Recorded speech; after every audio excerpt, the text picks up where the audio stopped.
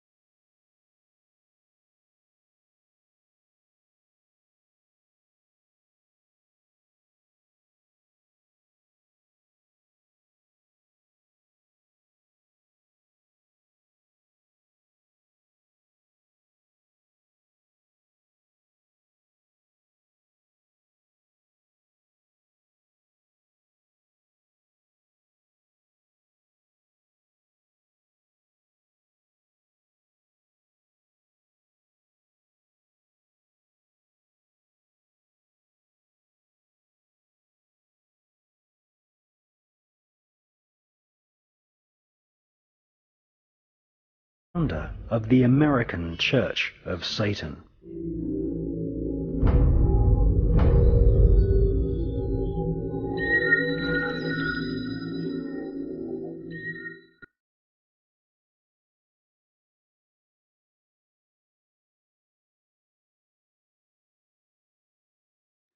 At Bohemian Grove, that the consummation of thousands of years of alchemical atomic research took place, nothing less than the birth of the bomb.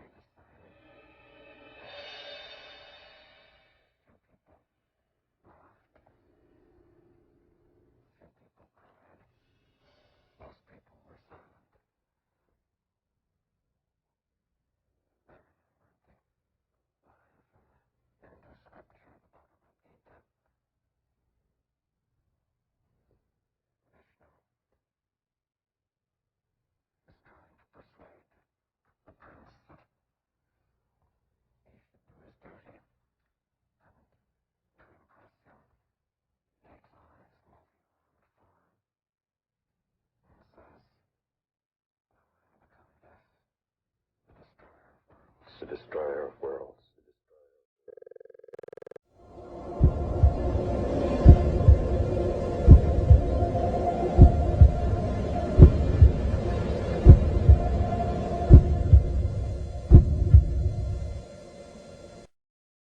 It's obvious that the pyramid is extraterrestrial.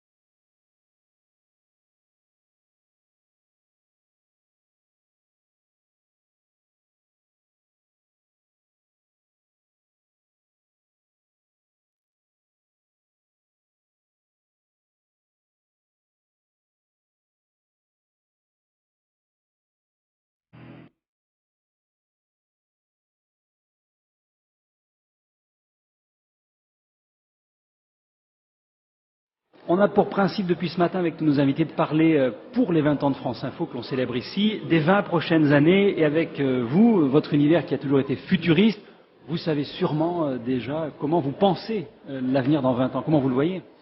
Non, je ne sais pas, je dirais même de moins en moins parce que j'ai l'impression qu'il était presque plus facile de prévoir l'avenir ou le futur dans la fin du XXe siècle. Aujourd'hui, il y a une telle accélération des événements, les enjeux sont tellement importants et sont tellement multiples. Il y a un élément tout à fait nouveau qui est intervenu, qui est quand même la prise de conscience, il était temps, de la fragilité de la planète. Alors cette fragilité est quand même extrêmement présente et elle va s'accélérer, elle va se montrer, se révéler de plus en plus. Déjà dans 20 ans, vous craignez que... je pense qu'on est c'est parti. Je pense qu'il y a des dérèglements qui risquent de... Là, vraiment, je ne parle pas du tout en tant que spécialiste, je ne le suis pas. Mais je pense que la planète est en train de se réveiller, en train de se révolter.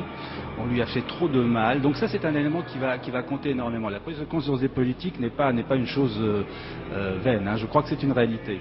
Jean-Christophe Laugier, notre spécialiste BD sur France Info, bonjour. Bonjour. Enki Bilal a beau faire le modeste, il a toujours eu une vocation, en tout cas une idée de ce qui allait se passer. On le traite de visionnaire parce qu'avec Christin, il avait vu quand même tomber, s'écrouler le monde communiste avant l'heure, dans Parti de chasse. C'était bonne dizaine d'années avant. Ah oui, 83. Et puis, il a également eu la préscience, on peut presque le dire, des événements du 11 septembre 2001 dans le premier tome de sa dernière œuvre, la tétralogie du monstre. Et qui se passe en 2026. Donc il sait très bien ce qui va se passer dans 20 ans, puisque toute l'histoire se passe en 2026. Il est un élément très important de votre dernier album, qui est le fait religieux. Alors nous le sentons déjà un peu, mais vous allez jusqu'à montrer que bientôt nous serons accueillis dans les hôpitaux par des médecins religieux. Vous pensez que ce fait religieux sera fondamental? J'étais venu en sachant qu'il y avait 7 minutes, donc je ne voulais pas rajouter de la catastrophe à la catastrophe. Donc effectivement, c'est quelque chose que j'ai déjà mis en scène, cette espèce d'obscurantisme religieux qui me fout la trouille, qui me fait très peur et qui est quand même à nos portes. Hein, c'est une évidence. Je pense que tout ça est possible. Je pense que les scénarios qui sont possibles vont du catastrophisme le plus absolu. Et effectivement, une guerre de religion n'est pas à exclure. C'est quelque chose qui est extrêmement dangereux, extrêmement humain. Et cette fragilité-là, elle est vraiment dans l'humain. Et puis il y a également des prises de conscience qui sont liées peut-être à la vie ensemble et à la manière de partager quand même les richesses, des richesses qui ne sont pas infinies. Donc il y a cette espèce de cohabitation. Je crois qu'il faut prendre conscience d'une chose, c'est que la planète elle est extrêmement petite finalement. Et moi je crois que tous les êtres humains devraient avoir la possibilité, je pense qu'on s'est habitué à ces images, mais devraient avoir la possibilité de comprendre de quoi elle est faite cette planète et comment elle se trouve, comment elle est située dans l'univers. C'est extrêmement petit et c'est extrêmement fragile. Donc ça, cette prise de conscience, elle est presque galvaudée maintenant par des images qui nous viennent de partout. On vit avec ce qui est extrêmement précieux et on s'en